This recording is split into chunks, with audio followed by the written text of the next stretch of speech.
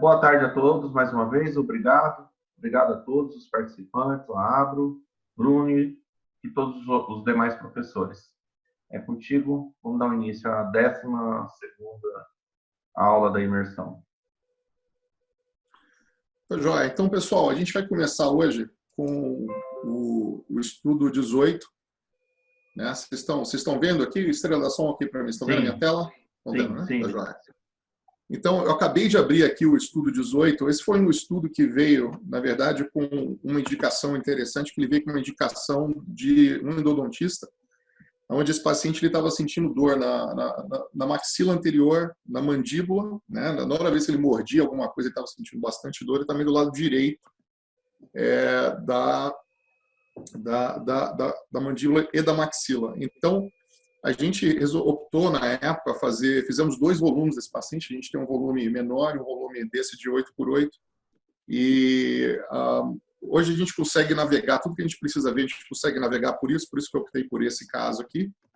E ele vai mostrar para a gente esse caso vai ensinar para a gente várias coisas que eu acho que são importantes para a gente avaliar durante a nossa interpretação, né? E antes da gente fazer qualquer coisa, deixa eu só puxar uma coisinha aqui desse lado. Vamos falar sempre daquela sequência de interpretação nossa. Acho que é importante a gente estar sempre vindo aqui e falar como é que a gente lê o caso, né? A gente sempre começa com dos 4 pilares: aquisição, correção de imagem, navegação de imagem, interpretação de imagem. Então, a gente vem aqui agora sempre para a parte do seios, estrutura óssea, tecido mole, estruturas dentárias. Então, a gente sempre vai seguir uma sequência lógica, né, para a gente ter certeza que a gente não está perdendo nada. Então, vamos começar fazendo a nossa varredura. Eu gosto sempre de começar com a minha axial. É interessante que a gente já começa a ver que esse paciente tem 2 implantes de lâmina, né, ali na região anterior. Esse paciente, na verdade, ele tem 66 anos de idade, ou 60 e poucos anos de idade, e a gente já começa a avaliar na parte do que está acontecendo, algumas coisas que podem ter alguns achados incidentais. Então, vamos começar com os seios, com a parte de seios, né? Então, vamos começar correndo aqui com a coronal. A primeira coisa que a gente vai notar é que existe um pouquinho de espessamento mucoso do lado direito e também um pouquinho de espessamento mucoso do lado esquerdo. Então, a gente já sabe que tem esse espessamentozinho aqui. E, à medida que a gente vai navegando, vocês vão ver que existem uns pequenos pontozinhos, umas pequenas calcificações que aparecem, né, bem próximo ali do periósteo, e são completamente normais, são exostoses antrais. Então, nesse exato momento, não tem nada aqui, pelo menos começando, que está me chamando muito a atenção, né? Esses são achados radiográficos normais, esse pedacinho aqui na parede posterior do seio, tá vendo? São exostoses antrais muito, muito comuns. De novo, nada que aqui está me chamando a atenção, né? Então, quando a gente navega aqui a parte do nariz também, é importante a gente estar falando que a concha nasal ela está irregular, ela tem um pouquinho desse formato de catraca de bicicleta aqui que eu chamo. E com isso, a gente já começa a pensar que esse paciente pode ter algum tipo de rinite alérgica, né? Isso é bem comum com a parte de alergia. E nada demais na parte dos seios. Então, a gente tem aqui, a gente pode botar no nosso laudo que existe um pouquinho de espessamento mucoso vindo do soalho do seio maxilar esquerdo, direito, na parte de fossa nasal, que a concha nasal inferior ela é bem visualizada, ela está formato irregular, é sugestivo de uma rinite alérgica. E, na ausência de qualquer sintoma clínico, a gente está tranquilo, porque não precisa falar de muita coisa, não. Então, matamos aqui o seio, né? Agora a gente vai falar um pouco da parte óssea. Deixa eu observar se tem alguma coisa na parte óssea aqui que chama a nossa atenção. Né? Nesse caso, de novo, o que a gente está procurando quando a gente vai na imagem axial? A gente está procurando ver como está a integridade das corticais ósseas, tanto a vestibulares como a palatina e o lingual. E com isso a gente quer ver se existe algum rompimento, se tem alguma expansão, alguma coisa assim que dê alguma pista para a gente se tem alguma patologia acontecendo. Nesse caso, a gente está indo aqui no momento.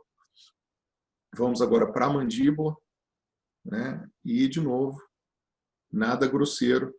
Mas uma coisa que vocês vão notar, à medida que a gente vai, começa a mexer aqui na parte axial, é que chega aqui na mandíbula, parece que tem alguma coisinha aqui nesse trabeculado ósseo da região da sínfise, né? E, de novo, tudo tranquilo, nada demais, não tem nada aqui que é alarmante ou nada nesse sentido. Com isso, agora o que a gente vai fazer? A gente vai dar uma olhada na parte de tecido mole. Então, vamos começar a navegar, né, o caso. De novo, eu gosto sempre de dividir em três sessões para a gente fazer mais rápido aqui a parte axial. Então, a gente vai na frente, aqui na região anterior, está tudo normal, tecido mole. Né? Voltando agora, vamos olhar aqui por dentro para ver se está tudo ok. E desde lá de baixo, é onde a gente vai achar, por exemplo, calcificações aqui na área das glândulas salivares, esse tipo de coisa. De novo, tudo tranquilo, nada demais. E aí, na região posterior, nesse caso, a gente começa a notar que existem sim já umas calcificaçõezinhas aqui atrás, ó. Bem, de novo, essas são é o diferencial desse tipo de laudo, né? A gente achar as coisas que estão bem no edge do volume ali, ó. Então, por exemplo, a gente tem aqui umas calcificações. Se a gente rodar aqui o nosso 3D, vocês já vão ver automaticamente que essas calcificações estão lá. Então, é só para confirmar, é sempre fazer essa correlação do que a gente está vendo no axial coronal sagital, principalmente quando é calcificações, para a gente poder correlacionar com 3D. Então, agora, o que eu estou vendo? Eu estou vendo múltiplas calcificações nessa região posterior, nessa parte aqui lateral, né, da faringe. E essa é uma área onde, geralmente, a gente vai estar encontrando, como diagnóstico número 1 diferencial, os tonsiliolitos, né? Então, são, na verdade, grandes, a parte de tonsilolito aqui, e depois a gente vai falar um pouquinho deles. Tá bom? Então, a gente tem aqui agora como diagnóstico diferencial, já pensando no tonsilolito. Então, com isso, a gente agora matou, né, os seios, as estruturas ósseas, o tecido mole, e agora temos que ir para as estruturas dentais. Então, vamos lá. O jeito mais fácil da gente correr sempre essas estruturas dentais de uma forma mais rápida, a gente pode sempre ir aqui na axial, na coronal, mas como eu sei que vocês montam um exame, esse tipo de coisa, eu acho sempre legal quando a gente tem um volume assim que tem muito dente, a gente ir direto aqui para a panorâmica e desenhar uma panorâmica, né? Eu vou só ajustar o volume aqui um pouquinho. Com certeza que eu trago geralmente a maxila um pouquinho mais para baixo. Então, a gente vem aqui posicionar o volume, descer no maxila aqui um pouquinho para baixo. Tá? E com isso, a gente vai desenhar o nosso arco. Então, vamos aqui de novo. Eu estou só fazendo isso para fazer uma leitura bem, bem rápida dos dentes. Tudo bem? E com isso a gente ter um melhor entendimento do que está acontecendo. Então agora ele está só para a maxila e nesse exato momento eu posso fazer uma varredura aqui de dente bem rápido, né? Subir aqui, vou fazer uma varredura de dente bem rápida aqui da maxila, só para saber se eu posso aumentar essa altura aqui também para 80, para ter certeza que a gente está vendo tudo que a gente precisa enxergar aqui no dente. Então vamos subir aqui, ó, essa parte para a gente poder ver a parte do ápice dentário. Então, de novo, aqui tudo tranquilo, vamos sempre correr aqui cada um desses dentinhos, só para saber se está tudo acontecendo, se está tudo bem, né? Aqui a gente tem um lateral, tudo na boa, outro lateral. Os implantes não tem problema nenhum, a gente vai voltar neles depois também para a gente confirmar isso. Então, aqui o que eu estou fazendo? Eu estou só fazendo uma pequena varredura bem rapidamente dos dentes maxilares. Tudo bem? Tudo tranquilo. Eu já tinha correlacionado isso com a minha axial, com a minha coronal sagital. De novo, só para a gente correr com o tempo, está tudo tranquilo com a maxila. Então, vamos voltar para MPR. A gente pode agora clicar aqui no nosso icon da setinha e vamos poder navegar isso aqui um pouquinho melhor. E, de novo, está tudo bem nesse exato momento. Então, vamos confirmar agora, de novo, só com a sagital, com a coronal, né? E, quando a gente chega aqui na sagital, vocês podem ver que esse dente, o molar, né? O caso aqui vai ser o... Vou até rodar para o outro lado, para ficar mais fácil para vocês. O 26. Ele é um desses dentes que, quando a gente está dando laudo, ele traz um pouco de dor de cabeça para o radiologista, se a gente não sabe se esse dente está vital ou não, por uma simples razão. Tanto esse como o premolar. Ó. Porque agora o que está acontecendo? Quando a gente vai fazer essa navegação, a gente começa a olhar tanto para o premolar aqui, como para o molar, a gente chega nessa condição onde a gente está vendo, ó, um pequeno espessamento do ligamento periodontal.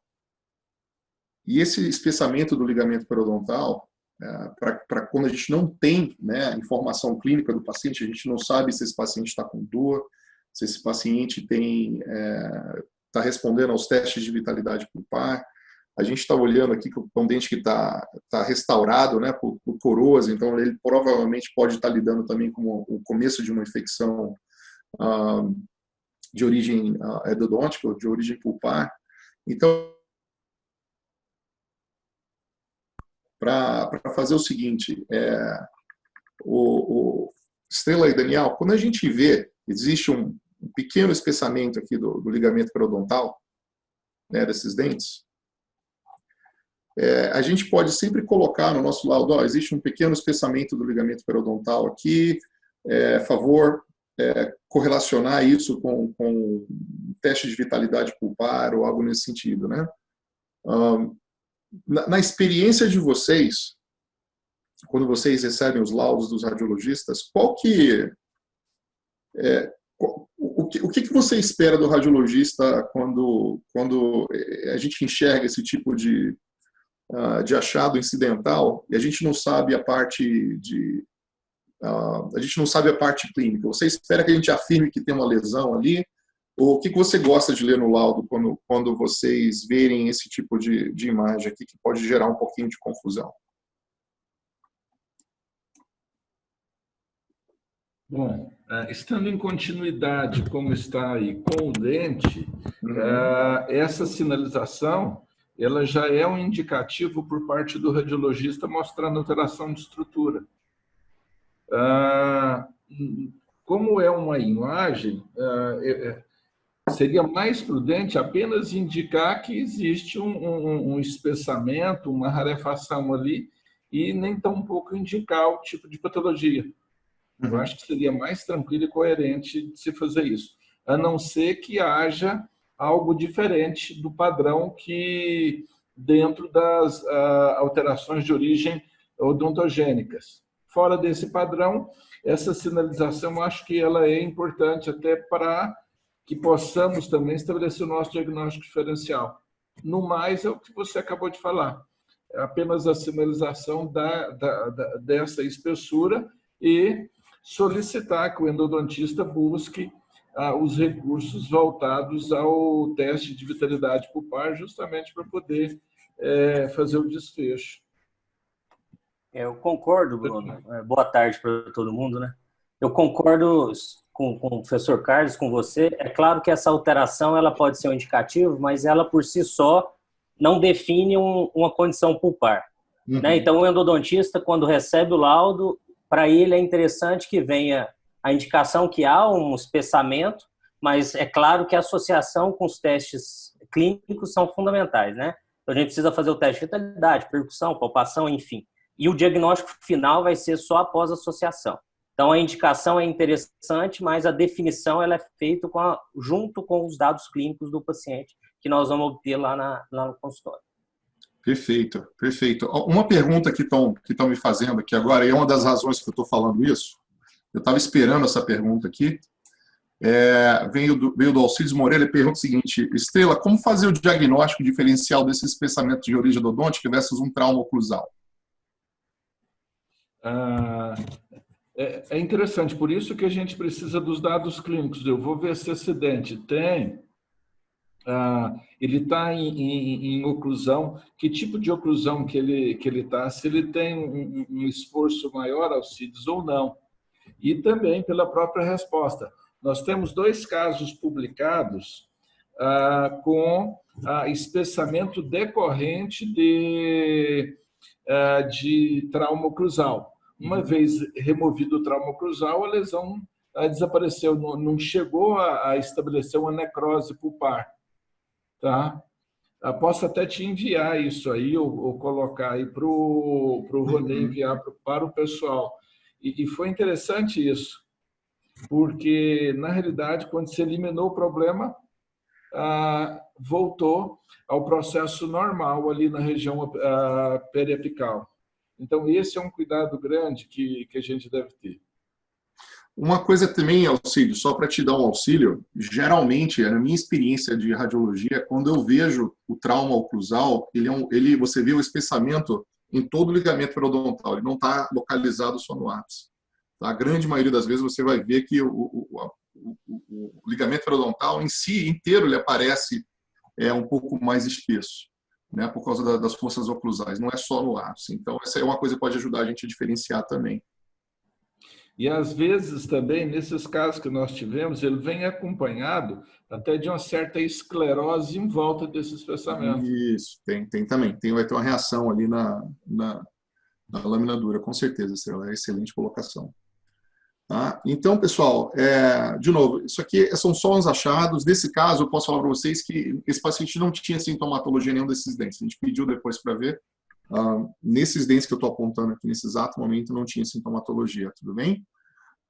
Então, de novo, a gente matou aqui a maxila praticamente, né? A gente pode ir agora, se a gente quiser, apertar a letra R no nosso keyboard, para a gente voltar aqui para o normal, e com isso a gente consegue ir dar uma olhadinha agora no que está acontecendo nesses 2 implantes. Né? Esses implantes de lâmina, eles são bem interessantes porque eles não são tão comuns. Durante um tempo, viu, professor Israel, esses implantes de lâmina, eles eram oferecidos gratuitamente em Israel. Não sei se você sabe disso, mas eles eram oferecidos gratuitamente lá. E eles têm, não é tão assim, esses implantes eles estão na boca desse paciente, acho que há mais de 30 anos, se não estou enganado.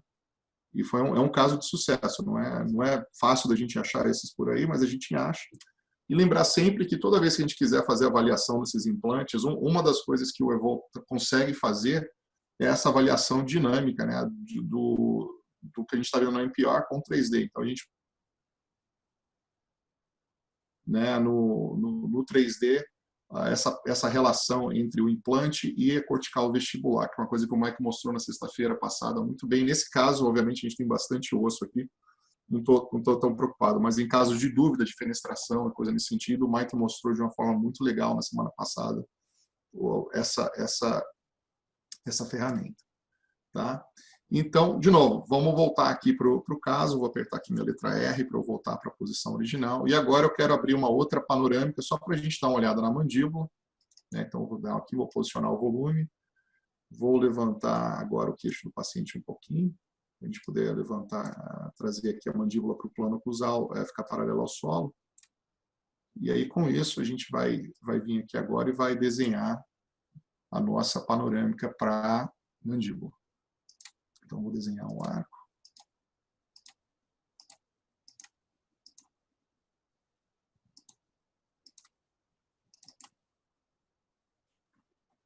E o que eu vou fazer? De novo, a gente sempre pula, né, os dentes que têm tratamento endodôntico, a gente vai olhar para esses por último.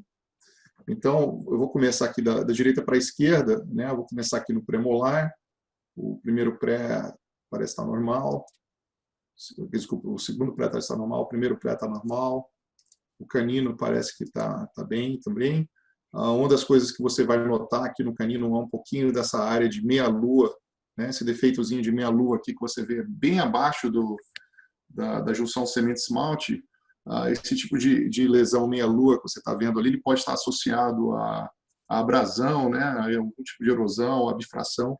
Então, isso é uma coisa que eu sempre falo nos meus laudos, quando eu vejo essa imagem de meia-lua aqui na parte vestibular dos dentes. Né? Inclusive porque, olha só, esse dente, ele tem outros dentes que já foram restaurados nessa região. Então, é sempre importante a gente estar falando disso. Eu vou pular o dente com tratamento de canal agora. Né? Chegamos aqui no outro lateral, de novo, sempre observando, vendo se está tudo intacto, nesse caso aqui está. Está tudo bem, ó, tá vendo? Olha aqui o outro canino que ele estava, ele já teve restauração. Aqui, só para mostrar isso para vocês. Né? Existe uma perda óssea vestibular aqui também, a gente pode falar isso quando a gente estiver falando de osso. Mais uma vez, tudo tranquilo. Chegamos aqui agora no molar, né? E nesse exato momento, esse molar tá tudo bem, não tem nada demais. Pelo menos nada grosseiramente que a gente não estava esperando. Então, agora a gente vai poder voltar para o NPR e observar melhor como é que estão os dentes que foram tratamentos canais. Então, vou começar aqui do meu lado esquerdo. Bruno, Oi, pode falar. posso fazer só uma colocação sobre essas lesões cervicais não cariosas que você colocou? Pode sim. Elas estão muito relacionadas hoje a uma doença que está crescendo na população, não é uma doença, mas uma condição de apertamento. E isso relacionado a estresse, relacionado a uma série de fatores. Então, podem ser achados que vão aumentar a frequência deles nos exames radiográficos. Essa lesão que você mostrou em meia-lua, né, que não é cariosa, mas é consequência de um apertamento dentário ou de algum problema oclusal. Então, é algo que provavelmente nos exames a tendência é que haja um aumento dessas lesões aí, que a gente tenha, né, porque é uma doença frequente e que tem aumentado muito a nossa população. Sim, assim, geralmente, né, o achado radiográfico, o achado dessa lesão, ele é mais clínico do que radiográfico, né, Daniel? Então, ele é uma coisa que o dentista vê, obviamente, quando ele faz o exame clínico ali no paciente, ele vai estar visível, ela não está abaixo da gengiva, geralmente está acima. Então, é uma coisa que você vê bem. E o Daniel está completamente certo, ele pode estar vindo de um trauma oclusal ali, por bruxismo, apertamento, como ele falou, né? Pode estar, a gente chama também isso de abifração, é um termo que a gente usa, pode ser lidado com erosão, gente que escova o dente forte demais e que usa, por exemplo, escovas de cerdas duras em vez de cerdas moles, e pode estar associado a outras lesões. Mas eu gosto sempre de botar isso no laudo só para chamar a atenção do clínico, falar, ó, tem aqui, dá uma olhada. Entendeu? Obviamente é mais para dar aquela ajuda para ele, caso ele tenha esquecido de anotar isso em algum lugar, uma coisa assim. Tudo bem? Excelente colocação, Daniel. Então, agora a gente descendo aqui para o molar, né? O que a gente vai observar aqui do lado... Estamos começando aqui no 37. Nesse molar aqui do 37, a gente está vendo que existe um pouquinho o terço apical aqui na raiz distal, não está completamente preenchido, mas não tem ausência de doença, né? Vou fazer um zoom para todo mundo ver. Tem ausência de doença. Então, nesse caso, está tudo tranquilo. Não tem nada demais. Eu vou pular o dente anterior, porque essa é a região que ele tem sintoma. Eu vou voltar aqui de novo no meu R. Vou agora lá para o outro lado, do lado direito do paciente. Vamos ver os dois molares aqui na 46 e 47. E, de novo, tenho certeza absoluta que não está acontecendo nada demais. De novo, o paciente está sem dor, né, no 46 e no 47. Está tudo tranquilo, está do jeito que tem que ser. Então, eu já me liberei de tudo. O paciente, se ele estiver sentindo alguma dor, alguma coisa assim, pode ser associada justamente ao que o Daniel falou, que é a parte do apertamento, o paciente ter essa parte de erosão, abrasão, ele pode levar a sensibilidade da boca. Mas eu quero observar agora o dente, né, ali no 31. É um dente que eu acho que vai ser importante a gente observar bem. Porque o dente 31, no momento que a gente começar a observá-lo agora, com um pouquinho mais de calma, vocês vão notar algumas coisas interessantes sobre ele. A primeira coisa interessante que vocês vão notar no dente 31 é que no ápice do dente 31,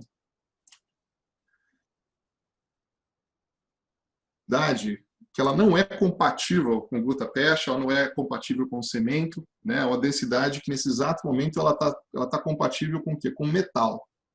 Então ele está agora eu posso vir aqui com o meu 2D, né? Clicar aqui no meu bar, para justamente eu poder tirar um pouco desse artefato de contraste que eu tenho. E eu estou vendo aqui, ó, que isso aqui que eu estou lidando provavelmente é metal, né? Então, isso agora, apesar de não estar me dando muita... eu não ter nenhum tipo de cicatrização óssea aqui, eu já estou pensando que esse dente, provavelmente, num tempo atrás, teve uma cirurgia periodontótica. Foi microcirurgia. E, antigamente, quando se fazia microcirurgia, o material obturador, né, dessas áreas eram amálgama. Não é isso, Estrela? Perfeito. E ficava com essa expressão, com essa caracterização na imagem. Beleza. Então, eu sei agora que eu tenho um dente onde eu tenho uma coisa que é interessante também dentro dele. Olha só. Isso aqui que eu estou lidando é gutapecha ou é um pino que foi colocado ali dentro, né? Então, uma das coisas que eu posso fazer aqui no Evo, eu posso colocar, olha aqui que interessante, eu posso colocar esse dente no mesmo plano, vamos dizer, de um tratamento endodôntico, tá? Aqui, por exemplo, aqui, e eu venho aqui na cor, ó, o mapa de cor, vocês vão ver que a cor desse lado, ela está muito mais, olha que interessante, ó, ela aqui no dente onde eu tenho pino, ela é completamente vermelha. Onde eu tenho ó, gutapecha, ela é completamente amarela. Então são duas coisinhas que, se eu tiver na dúvida, se eu estou lidando com pino ou se alguma coisa assim, eu consigo ver automaticamente pela densidade de cor, né, o que eu estou lidando. Então, nesse caso aqui, eu sei que eu estou lidando com pino. E olha que interessante, o pino vai ter a mesma densidade aqui do amálgama aqui embaixo. Tá? Vamos voltar aqui para o mapa de cor. Então, com isso, eu vou poder fazer uma melhor observação desse dente, né? Vou poder agora olhar aqui e ver, olha, eu sei que eu tenho um dente com um pino, um dente que teve uma cirurgia periodontica. Então, com isso, historicamente falando, se você pensar em termos de probabilidade de que coisas podem acontecer com um dente desse, porque eu já cortei o ápice, eu fiz tratamento de canal e eu coloquei um pino bem grande dentro dele, como vocês estão vendo, ele está indo até lá embaixo. Esse é um dente que ele já tem uma proporção já muito grande, não uma proporção, a palavra que eu quero usar ele já tem uma probabilidade de gerar fratura muito grande no futuro, né? Na parte de fraturas, principalmente fraturas verticais. E o que chama atenção nesse dente também é que quando a gente está observando ele na parte axial, vocês vão ver que, olha só, na área, principalmente na região vestibular, lingual dele, olha, existe uma perda óssea ao redor da raiz que não existem em outros dentes. Olha que interessante, ó.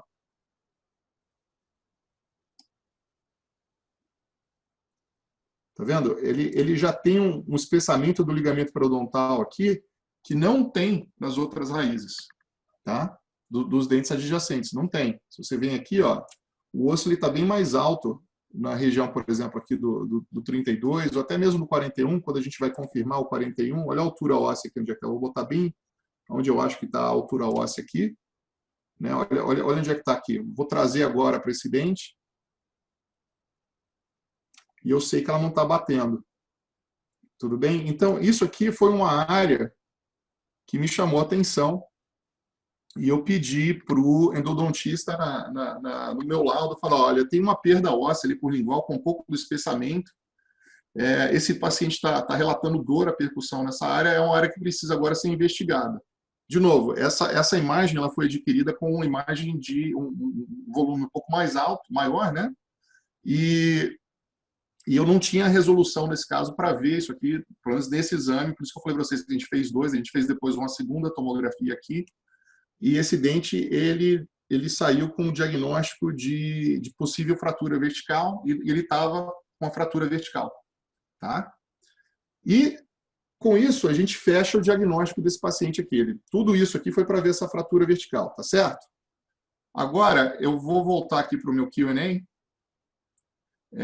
Tá falando aqui, a Carolina Luz está perguntando, você cita canais parcialmente obturados no laudo em dente sem permanência de lesão? Não, eu não falo. Eu falo que o dente está tratado endodonticamente e eu não vou comentar em qualidade de canal, não. Tá? Eu posso falar que pode ter ausência de material obturador em algum canal, quando tem um MV2, uma coisa assim, mas eu fico muito longe de tentar comentar a qualidade de canal, porque eu não sei se estava calcificado, quais foram os problemas técnicos que isso gerou. Acho que o Estrela falou disso semana passada, viu, Carolina? Então eu não comento isso não, tá bom? Outra pergunta aqui agora, tonsilites, aquelas são calcificações mesmo, bem intenso? Isso, tá tudo certo, viu, Alcides? Aquilo lá são tonsiliolitos mesmo. Tem o Cef está fazendo uma pergunta para o Daniel. Dentro do que o professor Daniel comentou sobre a etiologia das lesões cervicais não cariosas como tendo uma das principais causas do apertamento dental, essa informação também é relevante para pesquisar possíveis fraturas radiculares, principalmente vertical, nesses dentes com lesões cervicais não cariosas, pois sofrem mais apertamento? Eu acho que aí o Mamed ele fez mais uma afirmação, mas é justamente a associação dessas informações que você teve, da lesão cervical, daqueles dentes superiores com espaçamento, com aumento do espaçamento, né,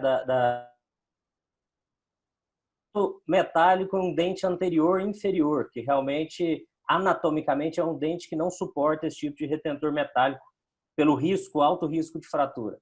Então, todas essas informações que você trouxe do exame, ela já pode conduzir a uma investigação maior da fratura. Acho que foi isso que o Mamed quis direcionar aí nessa afirmação dele. Legal. Obrigado, Daniel. O Ronê está aí? Ele falou que perfeito, viu, Daniel? Sim, estou. Faz uma enquete para mim e pergunta para o pessoal aí. Tem alguma coisa que eu não comentei no exame? Só faz um sim ou não, bem rápido. Sim ou não? Sim, não tá fácil. Vocês estão vendo alguns achados acidentais aí que eu não comentei no exame? Sim ou não? Aí. Bruno, enquanto o pessoal vai respondendo, um ponto importante é que esse dente ele não comporta um tipo de retentor. Por quê? Porque ele é um canal achatado e ovalado muitas vezes. Uhum. E tem uma prevalência alta de separar em dois. Então, quando você coloca um retentor e a gente vê um retentor desse, dificilmente você entende um canal bem tratado endodonticamente falando numa situação como essa. Legal. Vamos lá, pessoal, vamos voltar. Tem mais 30 segundos aí para vocês voltarem.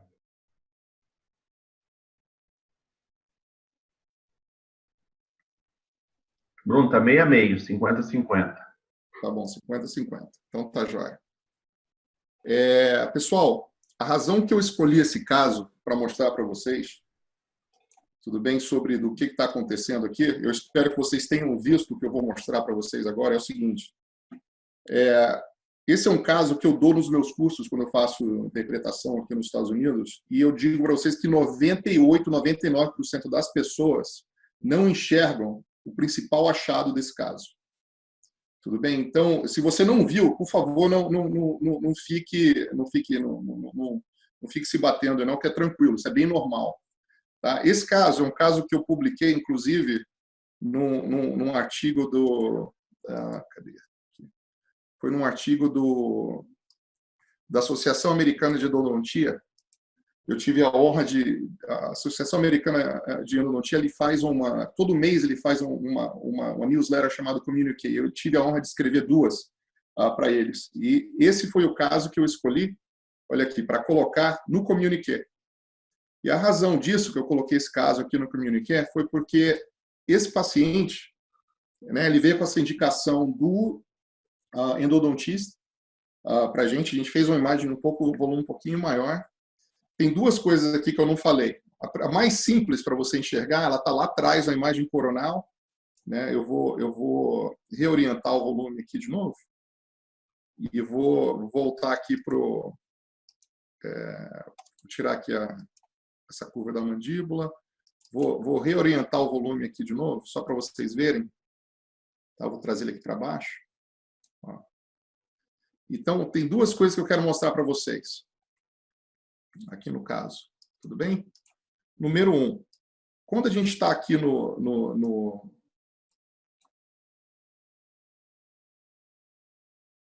caso, a gente viu os tonsilolitos. Esse foi o normal. Agora, olha que interessante que vocês vão ver aqui agora, quando eu vou lá no canal nasopalatino.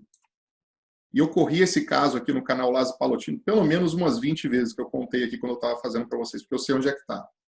Eu acertei aqui agora a densidade dele e eu achei essa área aqui, ó, lá no canal nasopalatino. Olha que interessante, bem aqui.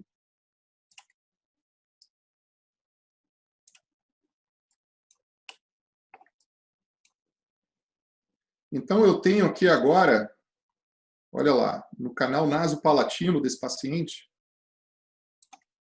uma área que fez uma coisa muito interessante quando a gente está olhando para a imagem, que é o quê? Ela trocou, olha aqui, ó, tá vendo o rebordo cortical? O rebordo cortical do lado direito desse paciente simplesmente desapareceu e ela parece que ela está invaginando para dentro do canal nasopalatino.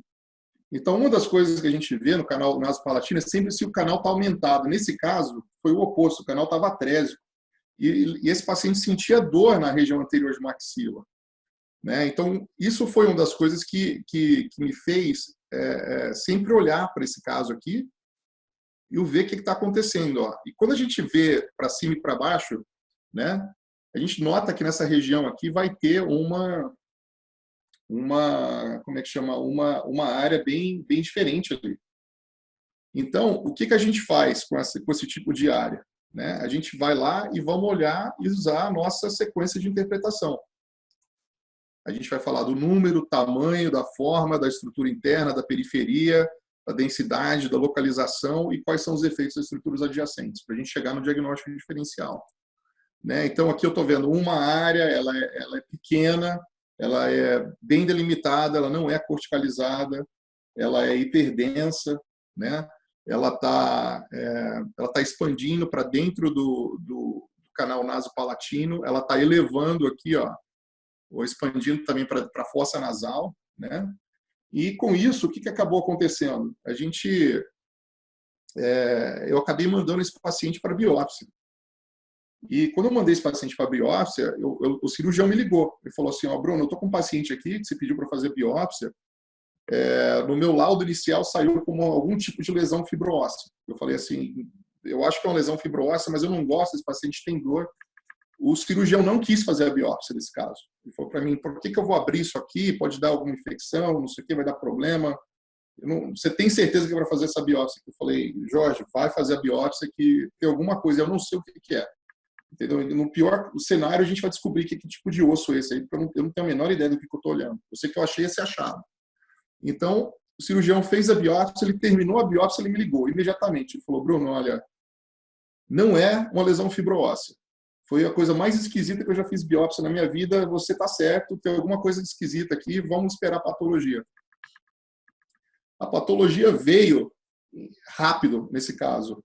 E, acredito ou não, o que a gente está vendo aqui, ó, nessa região, isso aqui foi uma metástase de câncer de próstata nesse paciente. Tá? Foi uma metástase de câncer de próstata. Então, é só para mostrar para vocês a importância da gente navegar o volume inteiro, a importância da gente descrever tudo que a gente vê e sempre relatar tudo que não é normal. Sabe? Relatar tudo que não é normal. Por quê? Porque nesse caso aqui, esse achado radiográfico salvou a vida do paciente, porque ele começou diretamente indo lá para fazer essa parte do câncer de próstata, tá? Começar já o tratamento de câncer de próstata e tudo mais, e fazer uma ressecção dessa área aqui. Tudo bem? Então, essa foi o achado radiográfico que eu coloquei aqui. Aí, Ronei, eu vou pedir uma outra enquete para você. Certo. Para aqueles que estavam vendo o achado radiográfico, foi isso que vocês viram? Sim ou não? Sim ou não? Eu sei que tem pelo menos 30 pessoas que tinham visto outro achado radiográfico, né? Foram isso que vocês viram?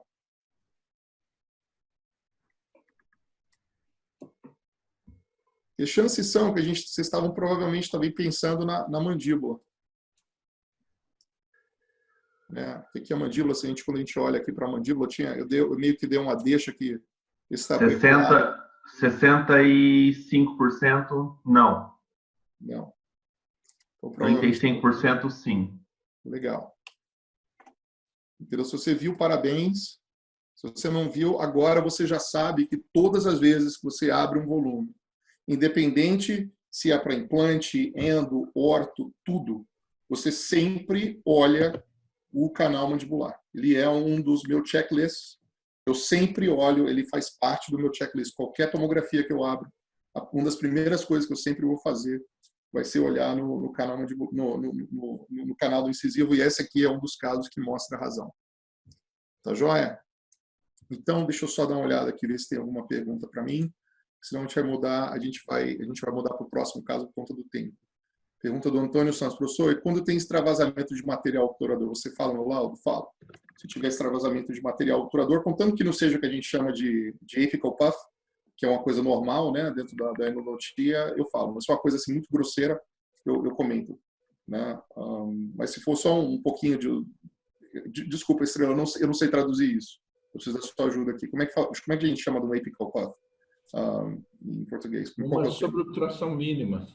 Uma sobreobturação mínima. Ele é tão comum que isso eu não falo, mas quando é muito exagerado, uma coisa assim, aí sim eu relato no laudo. Fica um pouco de common sense, né, de senso comum aqui.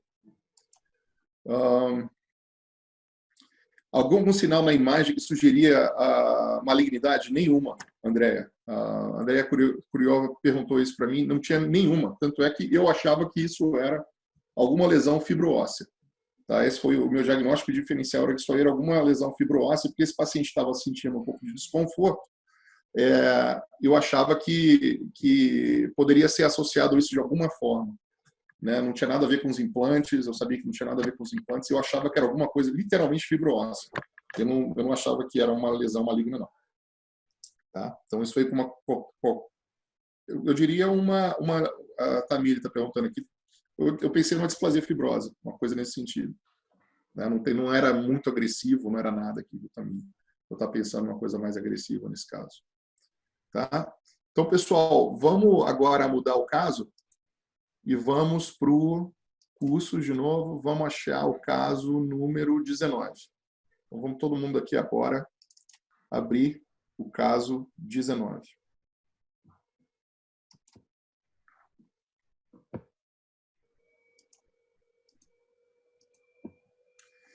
Então, esse foi um paciente de 74 anos de idade que veio para fazer um exame de tomografia para implante.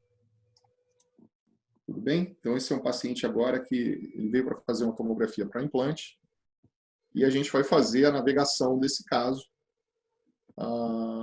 e ver algumas coisas interessantes a respeito dele. Tudo bem?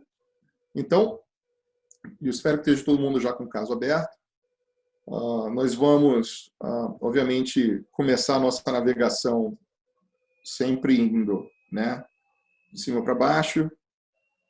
E, automaticamente, na medida que você já fez isso, como a gente sabe que a gente está olhando para o seio maxilar, né, em primeiro momento, vocês já vão notar que o seio maxilar esquerdo desse paciente tem alguma coisa ali.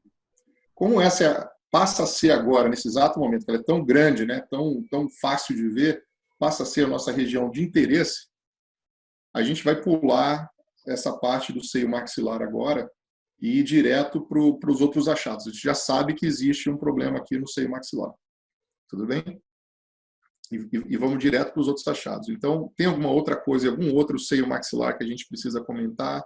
O seio senoidal desse paciente está tudo normal. Né? Tudo normal no seio senoidal desse paciente. O seio frontal ele vai aparecer aqui um pouquinho de novo. Está tudo normal também. Então, como eu já sei que existe um problema do lado esquerdo, de novo, vamos deixar isso por último, que é o que a gente vai falar mais.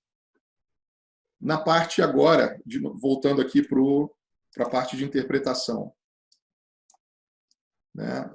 A gente passou dos seios paranasais, a gente sabe que tem um grande problema lá, a gente vai discutir esse problema. Estruturas ósseas. Tem alguma outra coisa aqui que a gente precisa discutir nesse caso? Então, vamos lá.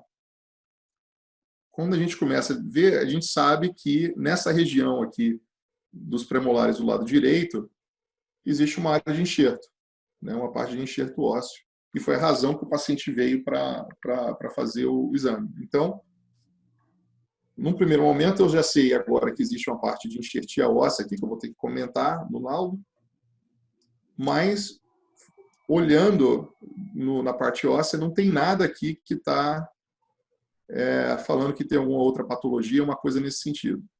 Não é isso? Agora, olha que interessante. Como a gente fez a maxila algumas vezes, a gente vai poder enxergar lá no último a mandíbula. E é sempre importante, mesmo se a gente só tem um pouquinho de imagem aqui, a gente sempre olhar, ver que tem alguma coisa ali que está te dando alguma informação. E quando a gente olha na mandíbula, uma das coisas que vocês vão notar, é que existem a possibilidade desses dentes terem alguma lesão aqui embaixo, né? O que eu estou olhando aqui, será que isso aqui é alguma lesão periodontal, alguma lesão normal? Ele sempre pode deixar você na dúvida. Nesse caso aqui, o que existia era só uma lesão periodontal no molar. Tudo bem? E é uma coisa que eu comento no meu laudo, se eu enxergar isso, mesmo se eu tiver parcialmente visualização do osso, é isso que eu escrevo. A mandíbula está parcialmente visualizada, existe um defeito circunferencial nessa área aqui, pode estar lesando pode ser parecido com sugestivo de lesão periodontal. Por favor, olhar clinicamente isso. Tá? Então, é só para você saber que a gente sempre olha tudo. Se por um acaso você viu alguma coisa que te chama atenção, né, como algo como essa área aqui, você escreve no laudo sim. Tá? Então, terminei de olhar o meu, como é que chama? A minha parte óssea. Vamos agora para a parte de tecido mole. De novo, eu estou descendo aqui, vendo se tem alguma coisa extra aqui na parte de tecido mole. Será que tem alguma coisa aqui de tecido mole que me chama a atenção? E olha que interessante, se você acompanhou o meu último caso, você vai notar que aqui na região da parede posterior da faringe tem uma área, tem uma área de baixa densidade. E se você deu uma olhada no artigo que eu passei para você semana passada, né, que eu passei para vocês semana passada, a gente vai ver que isso é um achado incidental praticamente comum. Eu mostrei um bem grande semana passada que acho que 90% de vocês não viram. E está aqui, para mostrar para vocês que ele aparece várias vezes, né? Que esse é o quê? Provavelmente um cisto sebáceo que acontece ali na região posterior da faringe. Tudo bem? Um outro achado incidental que a gente vai ter aqui, que a gente provavelmente a grande maioria de vocês que estão navegando o caso já viu, está aqui na região posterior. E ela tem a ver o quê? Com essas calcificações curvilíneas que a gente tem adjacente ao seio esfenoidal e vão estar relacionadas a provável... Ronei, dá um abraço no Manuel aí para mim. Então, que são essas calcificações curvilíneas que são sugestivas de arteroma da carótida interna. De novo, eu já coloquei para vocês como descrevo isso no meu laudo e quais são o diagnóstico diferencial, como é que eu coloco isso na sugestão de diagnóstico. Isso já está disponível para vocês no EAD. Tá? Então, é só ir lá baixar esses templates que eu já coloquei para vocês lá. Tudo bem? Então, de novo, eu estou só mostrando para vocês, dentro da nossa navegação aqui, o que a gente já cobriu no curso, tanto na parte da lesão da região posterior da faringe, quanto a parte das calcificações de artéria da carótida interna. Tudo bem? Então, com isso, agora deixa a gente liberado para fazer a avaliação dos dentes. Então, o que a gente vai fazer aqui? De novo, vamos desenhar a nossa panorâmica, só para a gente poder correr esses dentes bem rápida, para saber se está tudo bem com eles. Então, vou dar 2 cliques, terminei. Vamos correr a panorâmica aqui rapidinho. Então, no primeiro molar, tudo tranquilo. Segundo molar, tudo tranquilo. Primeiro molar, tudo tranquilo. Eu já sei que tem uma parte óssea aqui, que é a região de interesse. Vou vir aqui para o premolar, tudo tranquilo, canino tranquilo, lateral, tudo certinho. Tudo bem? Então, estou vindo aqui, vou para o terceiro molar, e como eu só tenho um dente com tratamento de canal, agora eu posso voltar para a minha MPR, e eu vou voltar aqui, ó, e fazer uma análisezinha só para ter certeza que esse dente tá tudo normal, ou se eu preciso fazer algum comentário extra aqui dele. Então, vou aumentar aqui o volume, olho aqui na minha axial, e geralmente a primeira coisa que eu vou procurar é, todas as vezes que eu vejo um primeiro molar, né, ou um segundo molar, eu quero saber se por um acaso esse paciente pode ter um canal acessório, né, que não foi preenchido, né, geralmente o MB1 ou o MV2. E uma das coisas que eu sempre presto atenção, eu vou pedir para o Estrela e para o Daniel fazendo um comentário aqui agora, é que apesar desse dente não ter uma lesão apical assim, muito grande aparente, a gente vê aqui agora, ó, que existe sim um espessamento apical lá. E todas as vezes que eu olho uma raiz, uma das coisas que principalmente com dentes que têm tratamento endodôntico, eu quero ver a largura dessa raiz e ver onde é que está o tratamento endodôntico dentro dela, nesse corte axial. Então, como a gente está vendo aqui, eu tenho uma raiz muito larga, tá? E eu só vejo um tratamento endodôntico e mais da metade dessa raiz, por 3/4 da raiz, ela não tem nada dentro. Então, uma das coisas que me ajuda a saber se existe a possibilidade de ter um canal acessório, né, adjacente ao canal principal, é justamente isso, de ver a espessura da raiz. E em casos de raízes onde você tem essa largura muito grande entre a mesial e a palatina, no caso, desculpa, a vestibular e a palatina, no caso, a gente sabia que a mãe natureza, se ela tem uma espessura de raiz desse tamanho, é para ter um canal ali dentro. Vocês concordam comigo, Estrela e Daniel? Bruno, hoje, quando a gente vai ensinar anatomia dentária para os alunos, o quarto canal ele é frequente, ele não é uma exceção. Então, dos estudos de anatomia que nós temos aí, pela tomografia, pela microtomografia e todos aqueles que trouxeram essa informação, o quarto canal ele é muito frequente, principalmente no primeiro molar. Então, sempre procura-se, né, o quarto canal. E como você falou, o desenho dessa raiz, ele sugere perfeitamente a presença de um canal mesovestibular 2 aí, o MV2, para a sua sanificação. Então, é um desenho bem característico de que há um canal, mesmo que ele esteja calcificado ou bem apreso, mas é indicativo que haja, e a frequência hoje do quarto canal, ela é maior, a gente já sabe isso, né? Está bem estabelecido, que ela é maior do que não ter o quarto canal nos molares superiores. Perfeito, Daniel. Mesmo sendo um canal em forma de fita, a chance dele terminar individual é a mesma de terminar num único canal. Isso que levaria à lesão. E pela forma que foi feito o tratamento que eu estou observando, foi feito por um especialista em endodontia. Um clínico geral não faria esse preparo cervical que eu vejo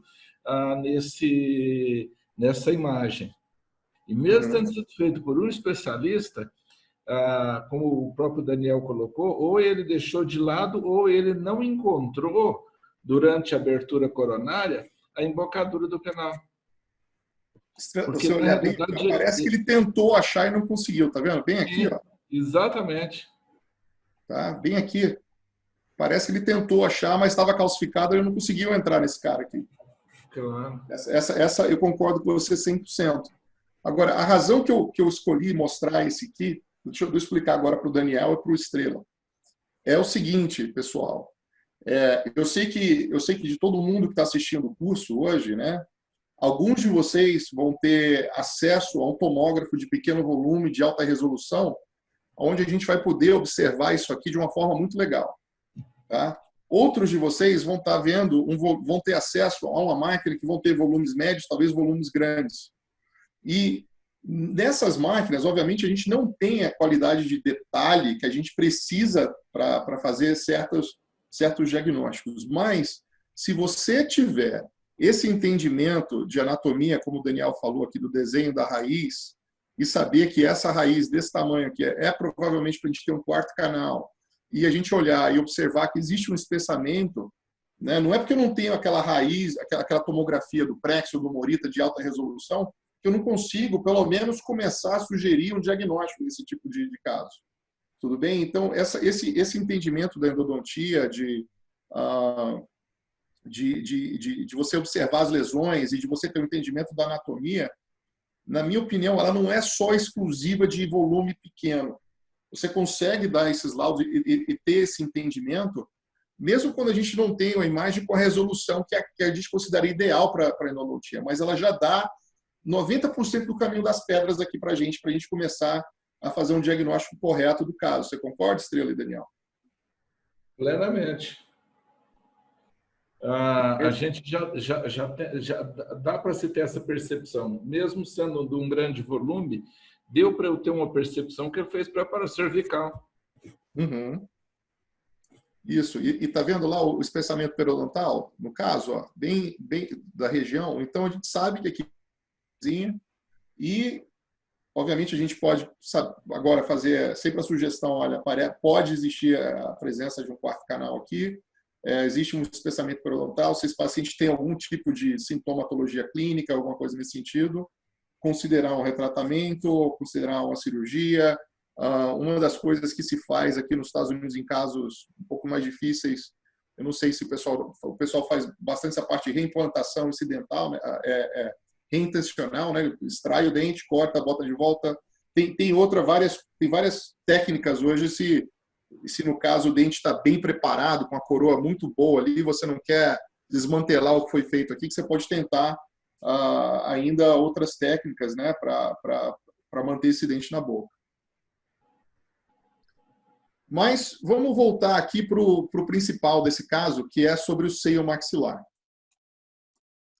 A gente está aqui agora só para a gente discutir essa parte do seio, também mais pela questão do tempo também. Vou apertar aqui a minha letra R e vamos focar agora a nossa atenção nesse seio maxilar. Então, rapidamente, aqui, deixa eu dar uma checada uma mensagem está aqui para o Ronei. Fazer o seguinte para vocês. Pessoal, alguém aqui já tem um diagnóstico diferencial para o que está acontecendo no seio maxilar esquerdo do paciente? Ronei, você pode colocar aí um sim ou não? Só quero saber se você tem um diagnóstico diferencial já para o que está acontecendo no seio do paciente, no seio esquerdo do paciente. Enviado.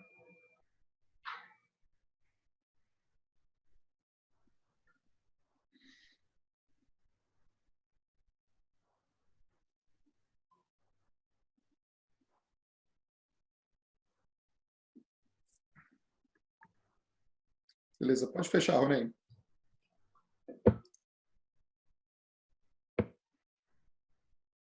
Beleza, então eu tenho aqui como 46% sim, 54% ainda está na dúvida, ainda não sabe o que está acontecendo.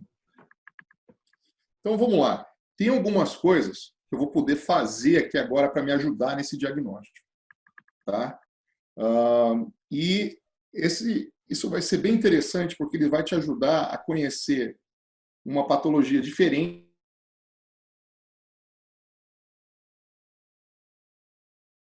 Perguntas, o que eles acham do seu diagnóstico, como é que eu justifico o diagnóstico diferencial que eu vou dar para esse caso.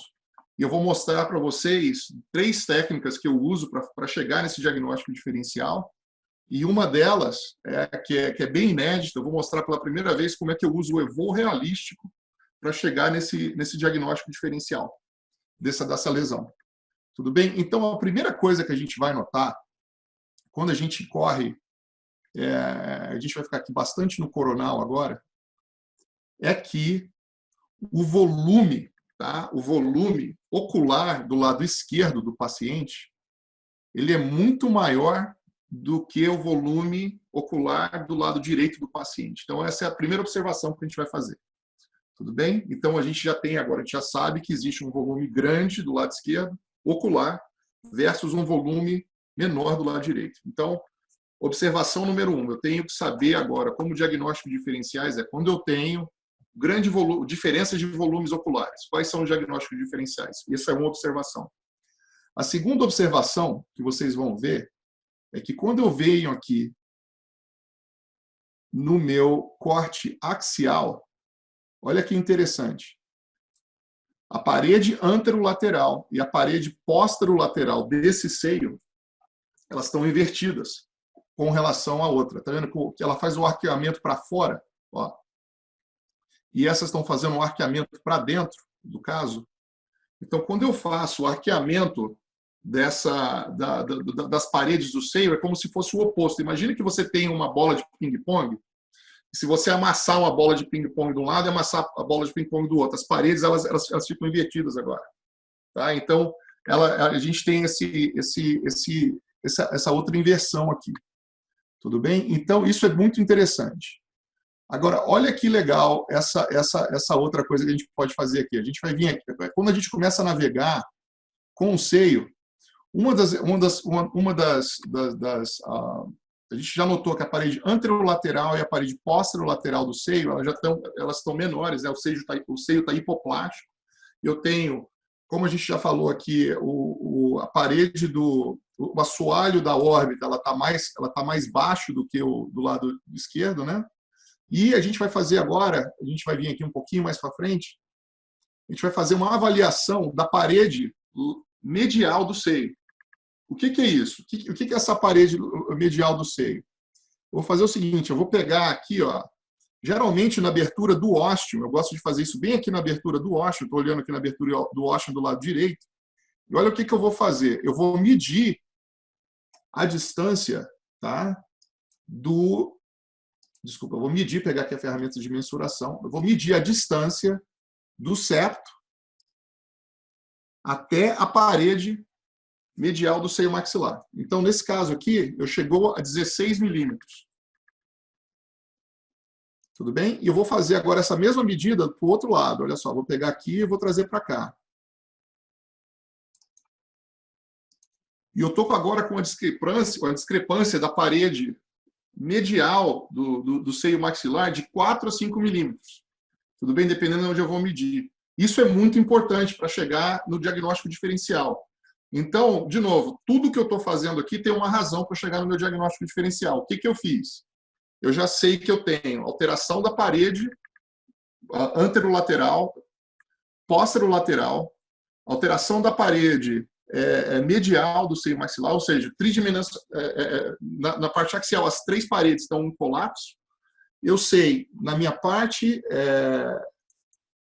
como se diz, do coronal, que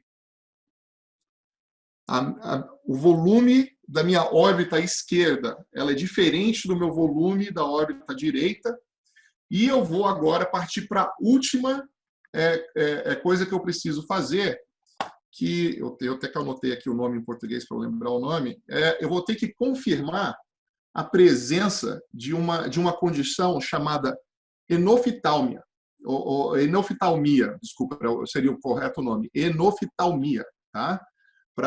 Que eu já vou demonstrar para vocês o que é essa presença de enoftalmia para eu confirmar o que eu estou vendo aqui.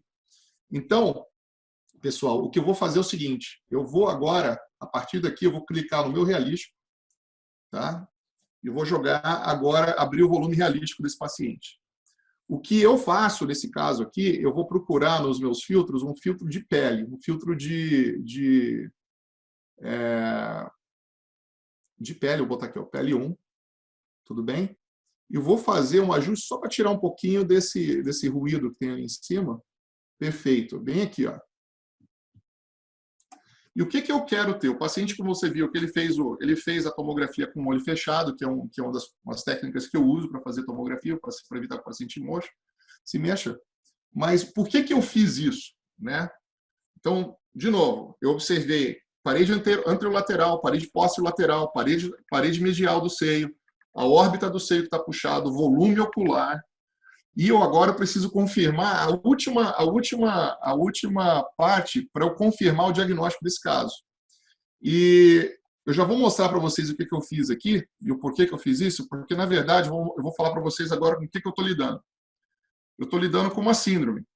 Opa. Essa síndrome, ela é chamada de síndrome do seio silencioso, né? Silent Sinus Syndrome. Para quem fez os cursos que eu já dei no Brasil, eu sempre falo dessa síndrome há muitos anos. E ela é interessante, porque se você olhar clinicamente para o paciente, né, um dos olhos ele é sempre um pouquinho mais abaixo do que o outro. Tem uma diferença no plano ocular do paciente. Então, a definição da síndrome, né? É uma síndrome do seio silencioso, uma infecção adquirida, né? Geralmente essas pessoas elas tiveram algum tipo de problema durante o desenvolvimento da face, que faz com que o seio não se desenvolva. Existe uma teoria que você vai ter ali como se diz, o seio maxilar, na verdade, formando um vácuo que puxa a parte da órbita para baixo. E com isso você tem algumas alterações orbitárias e oculares. Inclusive, essa parte aqui, que é chamada de enoftalmia, que é uma coisa que a gente precisa saber diferenciar isso, por exemplo, de um seio que tem só uma condição hipoplástica. Né? Porque o que eu faço para diferenciar a síndrome silenciosa do seio, por exemplo, de um seio hipoplásico? O seio hipoplásico é só um seio pequeno. Não vai ter essas alterações das paredes ósseas do seio, mas principalmente quando eu tenho um seio hipoplásico, eu não vou ter esse tipo de alteração aqui, ó, que é isso aqui, essa enoftalmia, que é o quê? A diferença, olha só, da altura de onde é que está um olho com relação ao outro. Está vendo aqui nesse plano? Então, se eu voltar para o meu realístico, olha que interessante, olha que bonito. Apesar de novo, eu estou só com volume pequeno, não está mostrando o nariz nem nada. Eu já tenho informação suficiente para, se eu inclinar esse volume bem aqui, ó, só um pouquinho, eu já vou notar que existe, ó, uma diferença da altura desse olho para esse olho. Vocês estão enxergando? Eu não tenho só por conta dessa referência aqui, ó, que existe essa diferença de altura de um olho para o outro. Então, eu tenho a presença clássica, né, como se diz, da enoftalmia, que é essa diferença da altura óssea. Então, ele funciona muito bem. E olha que interessante também para mostrar para vocês. Uma das coisas que faz essa lesão ser bem... de novo, faz parte da lesão, vou mudar aqui para o default, que é o de osso, é mostrar que o osso malar, no lado que está afetado, ele é plano.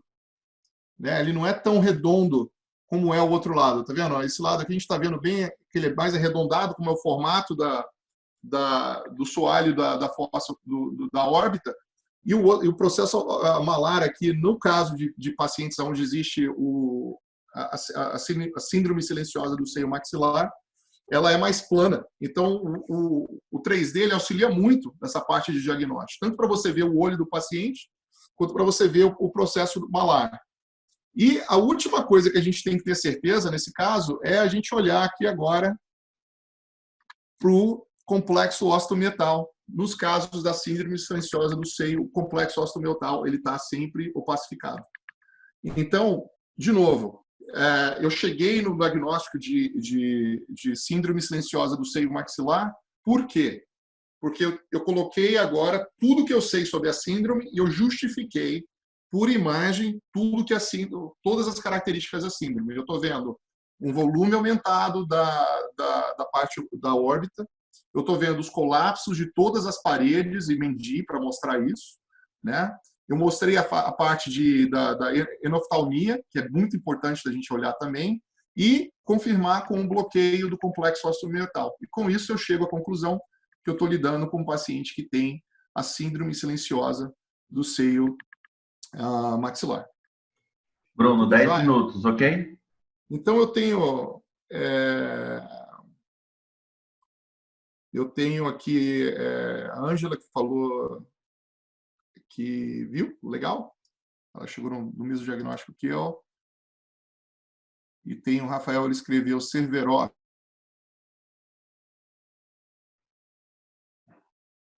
Cerveró é um político. Não sei o que é. E se alguém tiver alguma pergunta para mim, o Estela, o Daniel, vocês já viram isso antes, alguma vez?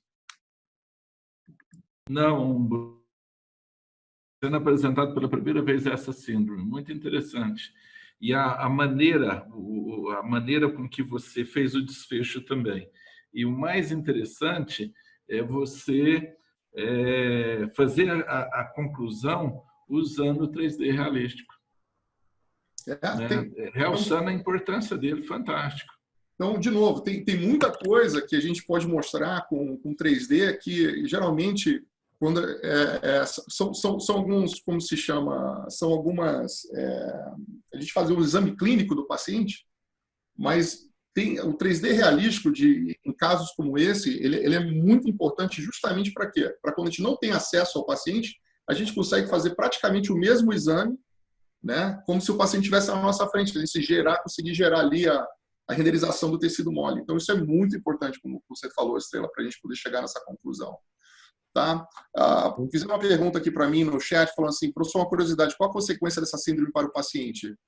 De novo, a razão que ela se chama silenciosa é justamente porque ela ocorre sem muitos sintomas clínicos. O que pode estar acontecendo com algumas vezes com esse paciente é o paciente ter dor de cabeça.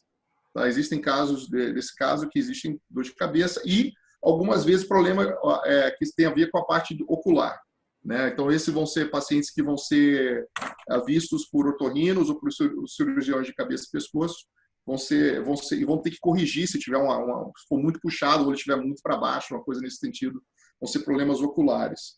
Tá? Uma coisa que é interessante para aqueles que moram no Brasil, em regiões onde existem uma população japonesa muito grande, você vê muito isso em japonês, tá? Principalmente em mulheres japonesas. E a razão disso é que nos anos 60 e nos anos 70, no Japão, quando as adolescentes, né, mulheres principalmente, tinham problemas de seio, os otorrinos japoneses, naquela época, eles faziam uma cirurgia muito agressiva, né, nessas pacientes. Ou seja, eles abriam um caudo nesses pacientes e removiam todo o epitélio ciliado do seio. E com isso você tem uma geração de pacientes japoneses onde você vê essa síndrome. Tá? Inclusive, um dos primeiros pacientes que eu diagnostiquei na minha vida era provenientemente disso. Era uma paciente japonesa que teve essa cirurgia no passado. Algumas vezes vão ter alguma história de trauma também associado com isso, né? E, de novo, alguma intervenção cirúrgica quando o paciente era jovem. Brunão.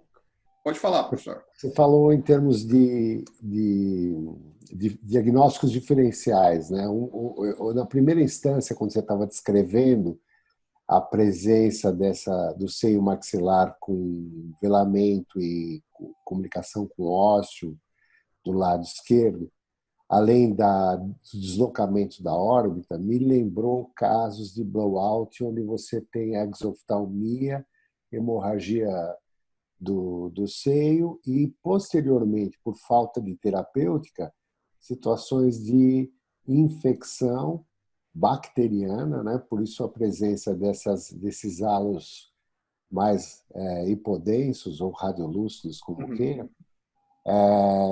E como que você estabeleceu o diagnóstico diferencial? Por anamnese ou por inspeção clínica?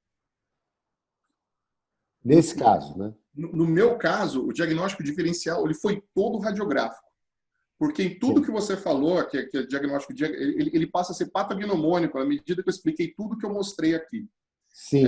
Por exemplo, no caso de você ter, por exemplo, um blowout, que é uma fratura de órbita, o assoalho da órbita ele não fica assim, não, depois. Mesmo ele não vai reparar dessa forma. Então, por exemplo, por que eu, quando eu olho isso, eu sei que eu não estou lidando com blowout? Porque eu nunca vi na minha vida, no meu departamento de cirurgia, a gente publicou bastante casos com a parte de reconstrução de órbita. Eu nunca vi na minha vida uma lesão de blowout onde o reparo ele é feito dessa forma, arredondado, que não vai ter isso. Você tem justamente o quê? Uma hérnia da parte dos músculos ali que não se parece nada com isso, não tem nada a ver com isso aqui, é bem diferente. É um achado completamente diferente. Né? A outra coisa que faz interessante, por que não é mucosite, por que não é uma sinusite, uma coisa nesse sentido, porque nenhuma dessas outras lesões ela vai transformar as paredes anterolateral e posterolaterais do seio dessa forma. Ela não puxa, ela faz o oposto. Ou ela vai absorver, ou ela vai puxar, expandir, mantendo a forma do seio. Ela não vai puxar, como se fosse, de novo, você apertar uma bolinha de ping-pong para dentro. Assim. Uhum. Então, isso é uma outra característica interessante, né? A outra coisa que é importante também, que seria o diagnóstico do seio hipoplásico, você vê com a parte hipoplásica. O volume da órbita é bem aumentado e, de novo, quando você confirma com aquela parte de enoftalmia, ela vira patognomônica automaticamente. Praticamente não tem mais diagnóstico diferencial. Obviamente, se você for pensar só na parte de seio normal, o que a gente vai ver? A gente pode pensar em mucocele, pode pensar em tudo que altera, né, a anatomia de seio, né, nesse sentido. Mas, de novo, isso aqui para mim é patognomônico. Eu vejo isso aqui do jeito que eu expliquei, eu não consigo chegar em outro diagnóstico diferencial nesse momento. Que tem Não, quando você abriu o Realístico, eu consegui enxergar exatamente o que você estava falando. Mas eu tenho tinha um pouco de experiência, principalmente no tempo que eu trabalhei em hospital, que alguns pacientes com trauma mesmo, não é o blowout propriamente dito, eles podem chegar a ter essa inversão tanto da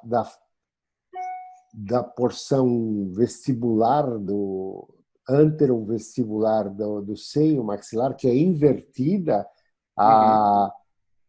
principalmente quando tem fratura com comprometimento de zigomático, onde ele afunda, etc., tinha uma característica muito parecida, mas, obviamente, pelo que você descreveu, ficou bem diferente e, plagiando o professor Estrela, também nunca tinha ouvido falar dessa patologia. E o que é interessante para mim, Israel, assim, geralmente, né, uma das razões que você pode levar isso, obviamente, é cirúrgico. Né? Uma das causas que pode ter isso de novo, a trauma, da mesma forma que você está falando. Mas o desenvolvimento da órbita em si, você puxar o olho para baixo, esse tipo de coisa, não é tanto um trauma com relação a isso. Aí passa a ser, de novo, a síndrome silenciosa do seio. Na verdade, você pode fazer reconstruções e tudo mais. Seria uma anomalia, né, Bruno? Uma anomalia. Uma coisa que é interessante, que ajuda nesse caso aqui, é o fato de que você não vê nenhum hardware de cirurgia.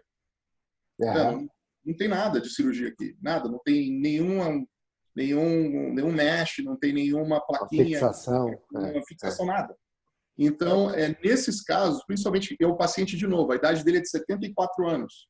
Ele falou, minha vida inteira está assim e é assim. Está feliz da vida, não precisou tratar, não precisou fazer nada. Nesse caso aqui, tá? Ele não tinha nenhum problema com a condição do olho dele ser um pouquinho mais baixo. Só para finalizar e eu sair, a lesão Cerveró é que tinha um cara que era presidente como que chama? Carambola, da Petrobras, que chamava Nestor Cerveró, e tinha esse blowout dos olhos, mas não foi por trauma, provavelmente por essa mesma patologia, um desvio óptico do globo ocular do mesmo lado. Isso é só para a tua informação. Eu não tenho a menor ideia do que é isso, eu não entendi, então não... Valeu. Tá ótimo. Mas é isso, pessoal. Então, aí, de novo, eu acho que... E algumas perguntas aqui. Tem, por exemplo, a pressão negativa resultante da obstrução do complexo osteomiotal conduzido a uma redução de ventilação do ósseo de drenagem do seio pode promover a síndrome? Essa é a teoria, Leonardo, sobre o caso, né? E a outra tem aqui, podemos aplicar a classificação de MSH, eu não sei o que é isso, nessa síndrome. Tipo 1, tipo 2, tipo 3. Desculpa, Luciana, realmente eu não sei o que é isso. Que tipo de classificação você está se referindo? Se tem a ver com a síndrome, eu não sei o que é. Tá bom? Então, pessoal, de novo, Vamos sempre lembrar de ver todas essas características quando vocês acharem que estão fazendo o diagnóstico dessa síndrome. E a gente agora vai se ver na quarta-feira com a professora Tessa. Não é isso, Rony? Exato. Então, beleza. Então, pessoal, deixa eu parar aqui de fazer de compartilhar a tela. Espero que vocês tenham aprendido alguma coisa interessante na aula de hoje, né? Então, teve esses dois achados, só para mostrar para vocês que tem sempre muita coisa interessante para ver nesses casos aí. E tomara que vocês tenham aprendido alguma coisa nova. Tá? Então, de novo, quarta-feira agora vai ser com a professora Tessa. Infelizmente, eu não vou estar aqui na quarta-feira, já deixando já de mão, porque eu não estou aqui na quarta. Mas na quinta-feira eu vou estar aqui para ajudar com a tradução simultânea do professor Ninzik, lá da Filadélfia, do Albert Einstein da Filadélfia, e também na sexta-feira com o professor Fayad de Chicago. Tá bom? Obrigado a todo mundo, obrigado Israel, Estrela, Daniel. Obrigado a todos. Grande abraço para todo mundo aí. Daniel, Bruno, Ranei, professor Israel. Abraço. Abraço a todos, pessoal. Tchau, tchau. Obrigado, um abraço, gente. Até mais. Tchau. Tchau, Bruno. Tchau, Ranei. Tchau, Daniel. Abraço a todo mundo. Tchau.